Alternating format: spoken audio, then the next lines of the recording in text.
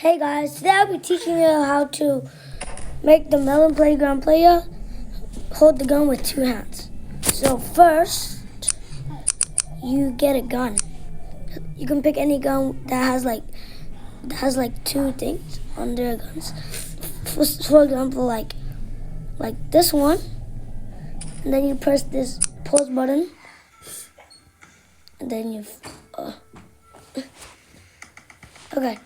And then you freeze it, and then you get a Melon player, and then you press the power button, and then get the other hand and put it right up here, and then after you press the power button again. I have that too.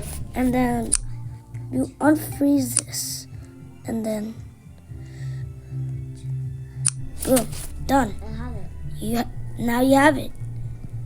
A Melon Playground player with a gun, putting two hands on a gun. I hope you find this video helpful, and can you like and subscribe? It really helps me out.